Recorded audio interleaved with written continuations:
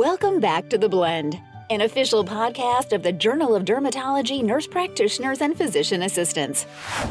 Each day, approximately 6,000 women in the United States reach menopause.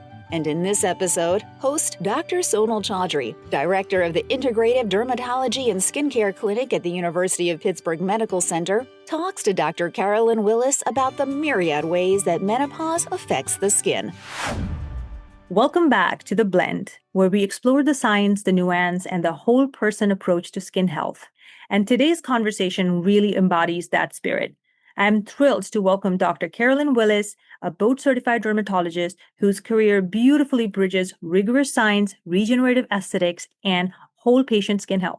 Dr. Willis trained in dermatology in New York and completed a highly respected fellowship in cosmetic dermatologic surgery at UPMC under Dr. Susan Apogee, where she developed deep expertise in procedural and regenerative skin treatments. Now she's practicing in Pennsylvania as the owner of Mars Cosmetic Dermatology and as an instructor at UPMC. Dr. Willis brings a uniquely thoughtful, science-grounded lens to regenerative skin therapies and women health across life stages, including menopause. And welcome, Dr. Willis. Hello, thanks for having me. So today I want to pick your brain on all things menopause. And as we now know, and more information on it, this is out there, this is becoming a very important conversation. We did not want to leave this out because we have 50% of our patients are women, at least. I always talk about this to our patients because they don't want to bring up a lot of menopause-related questions to their dermatologist, definitely not to a general dermatologist as myself, but they do mention things like hot flashes, their hormonal transition. And when that conversation comes up, we always say, hey, it is not just that. Menopause is so much more. And if you're not experiencing it now, we want to make sure that you understand and you're prepared that there can be visible skin, hair, mucosal changes even. The biology is changing and we need a good practical management approach to support them. So my first question to you here is, what actually happens to the skin during menopause at a biological level? And then why do so many women report like new or worsening skin conditions during menopause? So, excellent question. Being menopausal myself and going through all of these changes, I did not get great training in what to expect. And talking to gynecologists, they also didn't get a lot of menopause training. But I think we're finally getting the word out. And I think we're talking about it more so that maybe we can, improve the quality of life across a generation that maybe the generation before of us didn't have the advantage of. So, with perimenopause and menopause, estrogen levels start to fall because the ovaries, which are the primary producers of estrogen, specifically estradiol, they gradually stop releasing eggs and functioning. And this leads to a permanent decline in production of the hormone. Is just a natural part of aging. The ovarian failure signals our body then to rely on more peripheral tissues like fat to produce a weaker estrogen, estrone. But because it's weaker and our ovaries have failed, we're really not getting the same benefit that we used to from our estrogen. And to understand why we are noticing changes, we need to know what estrogen is doing for us. And so estrogen is actually crucial for maintaining healthy, youthful skin. It's a big stimulator of fibroblasts. Those are the primary dermal cells responsible for maintaining skin structure. So they produce the extracellular matrix components, the glues that hold together the elastin, the collagen, the fibrillin, the fibrillin, and they're critical for skin elasticity and strength. Estrogen will stimulate the expression of hyaluronic acid receptors and increase their affinity for binding. So it helps in moisture retention. So this keeps the skin plump and reduce dryness. So with menopause, as we lose our estrogens, we're losing this, estrogen stimulating of fibroblasts. So our skin naturally gets thinner. Some studies suggest that there can be up to a 30% reduction in collagen over the first 5 years of menopause, and that's tremendous. So our collagen goes down, our fibroblasts are not kind of cranking out that collagen and elastin and all those other fibers. And so what results is we have decreased elasticity. Our skin becomes more extensible. So, we can stretch the skin. You can think about, like the crepey skin above our knees, our necks. That skin stretches a lot easier, but it doesn't recoil. We've lost our elasticity and the skin is thinner. We've also now, because our estrogens are down, we're not making those hyaluronic acid receptors, and it's not binding as well. So our skin is drier. And because the biosynthesis has changed, because the hormonal signals has changed, our other skin cells are also not producing, like our keratinocytes, they're not producing the normal lipids that they do. So we see decrease in ceramides that should help to lock in moisture, and we have increased cholesterol. So it changes the texture of the skin. For some, the decreased oil and sebum actually helps with acne that they've dealt with throughout their life.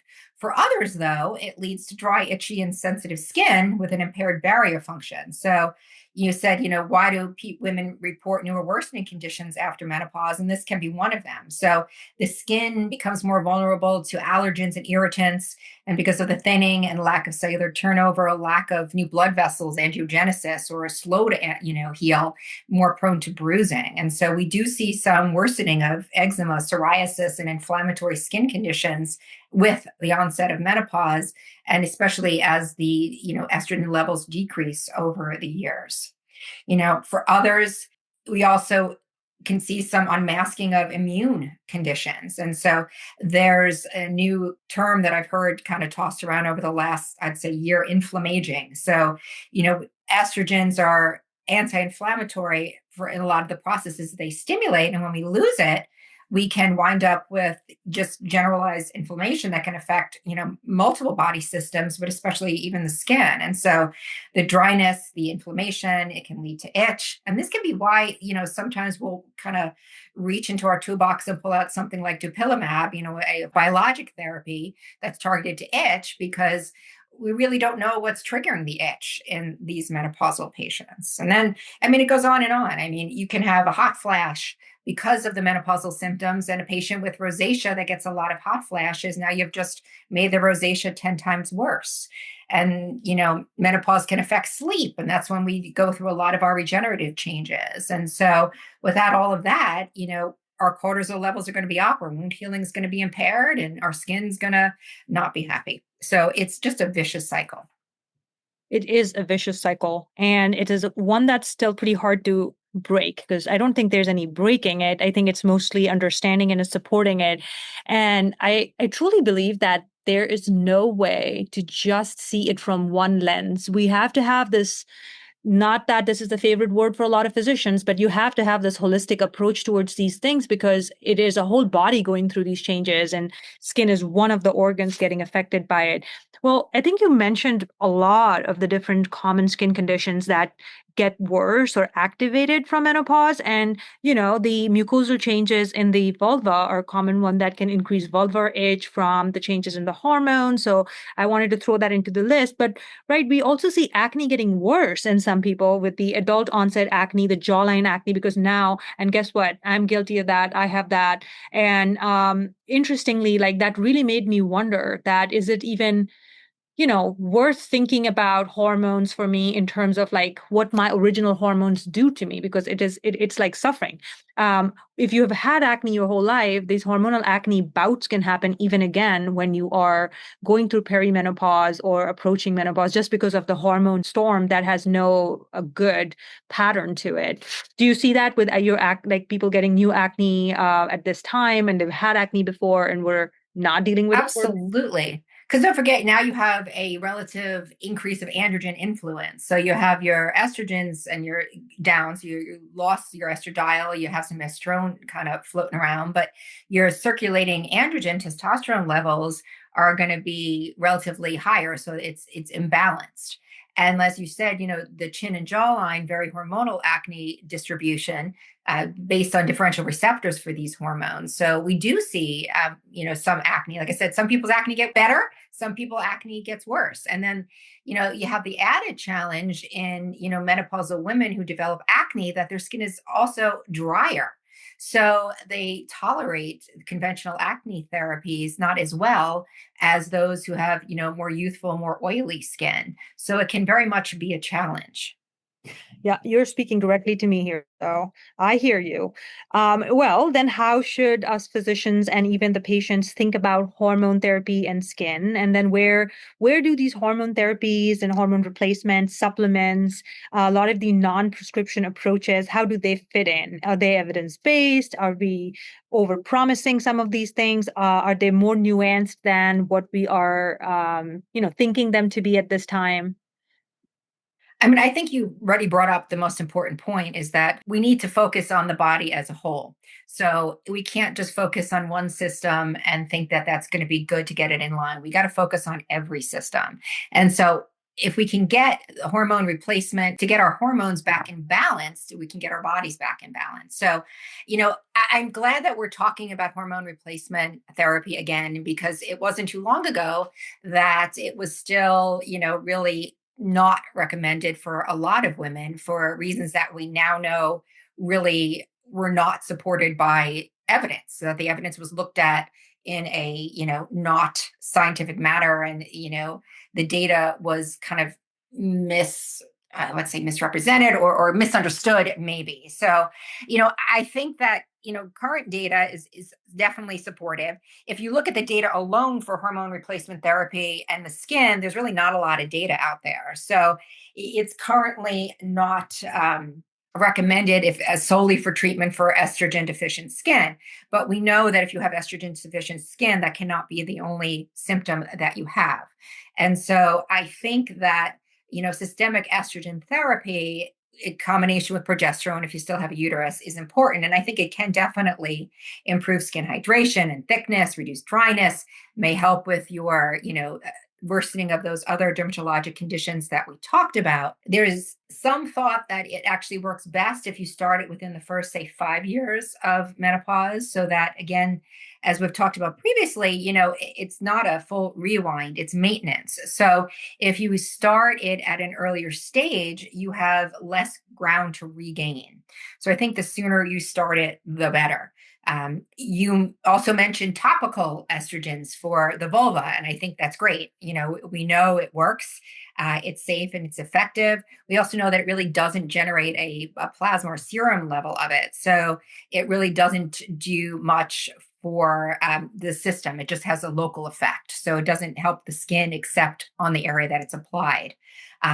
There's been some, increasing interest in things like estriol, 0.3% cream. That's been around for decades, and there's been some studies to support its use in estrogen deficient skin. And I'm getting a lot more and more questions asked about this because there's a lot of the online compounding pharmacies and dermatologic websites that are offering this kind of anti-aging combination of like topical estriol and niacinamide. And some studies do show that it can increase collagen and elastin production. Some actually show it may reduce pore size by, improving the architecture of the skin. It does not also seem to generate a serum level. So much like the vaginal estradiol, the topical estriol doesn't seem to, cause that. So there's no, big safety flags for it. But it's not without issues. So I think it shows benefit in terms of the texture, but then we worry about other things that estrogens can induce in the skin, meaning it can cause acne in some susceptible people. It can worsen pigment, for example, in patients with melasma or, other pigmentary disorders. That can be problematic. And it can maybe stimulate hair growth, unwanted hair growth in areas. And it's a very person by person susceptibility to it. So I do think that there is room for more studies on it. And it definitely may be something that we kind of put in our toolbox down the road when we have more data. There's currently no FDA approved estriol topical products. So it does have to be compounded. And as with all hormones, I would recommend that you don't start something like that if you, have a history of any kind of hormone sensitive cancer, or maybe even histories of things like blood clots and bleeding disorder, hypercoagulability, because although we don't think it generates plasma levels, we just don't have those long-term studies there. So I do think that hormones are important and supplementations are important, even things like testosterone, in either pellet or gel form. I think we just don't understand the proper combinations of these things and how to select it reliably for each patient to maximize the benefit and minimize the side effects, meaning like triggering acne or unwanted hair growth. So, those are the typical hormones that we talk about, but, there's other hormones in play that, we don't think of sometimes when we're thinking of menopause. So, things like melatonin, melatonin is a hormone that's, produced and secreted by the pineal gland. And that can be a beneficial supplement in some because, you know, estrogen does stimulate melatonin production, and melatonin, which is it comes, that's our kind of, we always think of it as our sleep hormone. It's produced in response to darkness overnight, kind of peaks in the middle of the night at like, 2 to 4 a.m. and then drops down when light kind of inhibits its production. But when we're not sleeping because we have, night sweats and hot flashes, it's going to affect our melatonin production. And melatonin is not just a sleep hormone. It has other important impacts. Sleep is when we undergo cellular regeneration and we do healing. So it also actually stimulates fibroblasts as well. So it stimulates collagen and elastin production, stimulates skin cells, has antioxidant and anti-inflammatory stimulation. So it can influence our cells to away from inflammation. So, the sleep disturbances, hot flashes, all of that, we get decreased melatonin. And then we're waking up earlier, cortisol levels are going to spike higher. So that's going to further worsen our healing. So as we said earlier, all these things are kind of vicious cycles. I think looking at the whole picture is important when we're talking about hormone therapy. Well, that is all so true, and I'm learning so much here, especially this melatonin connection that makes fills up a lot of gaps in my own knowledge about this. If this has to be sort of personalized, what do you think about the certain hormone testings that are out there? Do you ever use them? Do you ever refer patients for like a functional medicine provider to do more personalized testing for someone in perimenopause, going through, say, like acne, hair loss, or such, to see if the hormone patterns can be supported with replacement? Or do those hormonal patterns that come out of these testings have not always been representative of what a therapy could support? Like I have seen it both ways. I've seen it done both ways, and I do not have a preference for it. I often will let the patients ask towards it, guide me, because data is very limited, as I feel, in this area. But I also have seen with patients in my functional medicine colleagues' experience that patients really gain a lot of insight into what is going on, even if it is a snapshot in time and not the whole picture, not the whole movie, and it might be different tomorrow. Where does this fall into your experience? Yeah, and I think I fall in the camp where I feel like a lot of times it is just a snapshot. And so, yes, it can sometimes be helpful, but it's not the whole picture. And so I do often refer to functional medicine because, again, back to the whole body, there's other things that can, go out of line. So, thyroids, cortisol levels. So there's other hormone levels that may be worthwhile to ensure that they're optimized because they all kind of interplay with each other. So I do recommend, I don't prescribe hormone replacement therapy, although I hope to introduce that over the course of the next year. So I do refer out for usually to a functional medicine or a gynecologist for that. And then, of course, I would defer to that provider whether they would order tests. But personally, from what I've been investigating and reading, I don't know that those snapshot lab values of the hormones are very prognostic of what we need to do. Yeah, and then a couple other hormones that I think are worth mentioning here are insulin, which is like, in my Insulin, opinion, the master controller of sure. everything. Cortisol, insulin, all of these, how they are changing during menopause. Quick question about oral contraceptive pills, especially the ones that are usually supportive of hormone changes in acne patients that we would often use, like, in the more younger acne population. Would you ever use that? Do you often use that in perimenopausal patients who are starting out again with acne? Yeah, I think as long as they have no contraindications to hormone therapy, I often prescribe them because they can have, multi beneficial functions. So they can help with the acne, but they can also help with those menopausal symptoms. And I'm a big, user of spironolactone in that age group because I feel, as we've talked about, the relative preponderance of, androgens, testosterone effect triggering the acne. If we can blockade that effect a bit with like spironolactone, then we're going to kind of get to the root. And then that avoids us using irritating topicals, which, menopausal patients with acne are going to have a harder time tolerating. So I do lean more towards the hormonal treatments for my menopausal acne patients than I would for like a topical approach or, antibiotics. Totally. That is very good to know, because that's where I have been also treading towards. A lot of the patients, it's a difficult conversation, because if somebody was on birth control, then they stopped it, and then they have had kids and have their whole family. They were never thinking of going back on OCP, and this has becomes a conversation that they're not very excited about. But to frame it in this sort of way, that it is not just for your acne, but what does the acne really represent right now for you? And it can help with some other things too. So it's worth going back and trying it. That can be a way to approach it. Absolutely. Yeah. So, okay. So the final question for you then is, what do you wish more women and clinicians understood about menopausal skin health that they don't seem to right now? So before we jump to that, if we can just back up a little bit, because you asked me about supplements. And so can we take a minute to talk about supplements? Please, please, love supplements.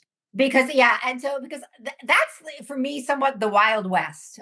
There's so many things out there, and what to recommend, what's good, what's bad, and just things I get asked about daily. So like collagen supplements, how beneficial is that to make my skin look better? And what I tell patients is that, adequate protein intake is essential for collagen production and repair and barrier function. And the problem is we take these collagen supplements and they're really just another form of protein. So you're going to ingest them. Your digestive tract is going to break it down into component amino acids. And then your body's going to kind of move those amino acids to whatever tissues are needing for that. There were some reports that maybe some small proteins may be hydrolyzed and actually make it across the intestinal surface and actually get to the skin. And that's not been shown to be the case. So I'm not a big proponent of them, and they can be very expensive. And so I tell people, unless you're protein deficient, unless you're not eating a good diet and you can't improve your diet, they're probably not worth your money. The subgroup I worry about, like that you mentioned, the GLP-1 agonist patients, those who are losing weight rapidly, maybe they're not eating as much, maybe they're lacking in their nutrition. Maybe that's a small subset that may benefit from those kinds of things. Omega-3s, I always recommend omega-3s because I do think that they reduce inflammation and may help with dryness. And, there's been some studies with eczema in postmenopausal women. I've seen that, omega-3s can actually have some small, but, a really real effect to it. I always tell, vitamin D, that's the other thing that I often recommend menopausal women check, that as we were talking about hormones, vitamin D important, because if we're deficient in that, that's going to affect your cell growth and regulation. Vitamin D also is for the health of the skin, because it will stimulate production of, skin antimicrobial peptides like cathelicidin. So it's not just, the beauty of the skin, it's the health of the skin. And then, vitamin C's, vitamin E's, those are all in my armamentarium of supplements. And then I do like to recommend milk thistle, because I think milk thistle or silymarin does help with menopausal support, because it can, inhibit inflammatory pathways, stimulate antioxidant pathways, may even boost melatonin production. But there's caveats. It's good to kind of, think about this, because you go to the pharmacy, you go to the aisle, and there's like so many menopausal supplements. You're like, wait, let me grab this silymarin milk thistle because it's touted to be great for menopause. But it's very important to talk with your provider about these, because, milk thistle is one of those that's good for some, but not good for others. So, for example, it can interfere with statins, medications that people take to lower cholesterol. It can interfere with estrogen, hormone replacement therapy. It can interfere with raloxifene, which is used for bones, and it can interfere with aromatase inhibitors that people are taking for, breast cancer treatment. So supplements are good, but they do have some real downsides. So even though you're not think of them as medicines, they have systemic effects. So it's important that you take, all of this with a grain of salt, and that you talk with somebody like your medical provider, who can really bring this all together for what it means for you and what is safe and what is effective. I cannot agree with you more. I think supplements are there to supplement, but at the same time, they do have an impact. And I think it is therefore even more important for providers to learn about the impact of different herbs and supplements and why patients are taking them, when they should not be taking them. A lot of the times I feel like people are very resistant. As providers, we're resistant to going into that conversation. And it's a pretty blunt, like, just don't take it type of thing. And in integrative dermatology, we approach it very differently because supplements do have a place to support skin, hair, nail health internally, and in every single disease state we have evidence-based supplements. So, but everything, just like medications and pharmaceuticals, supplements have an effect. So we should learn about that aspect of it even before we learn about when to use it, and more important to know is when not to use it. So I think you painted a great picture and for what menopausal health looks like in this amount of time that we had today. And I'm taking from this that it's more like a transition. It's not a failure of our system, right? So skin symptoms are very legitimate medical concerns. We see all kinds of chronic diseases, acute conditions in our clinics all the time. But as always, individualized care, it's not one size fits all. So we have to personalize it to what is going on with that patient and listening to their concerns and validating, providing a more longitudinal nature of care is where the answer lies. Thank you so much, Dr. Willis. This was extremely informative. I took so many notes while listening to you, and I'm sure I will have a lot more questions for you in future episodes when we invite you back. Looking forward to it. Thank you so much for having me. Thank you. We hope you enjoyed this episode of The Blend. We'll catch you back next time.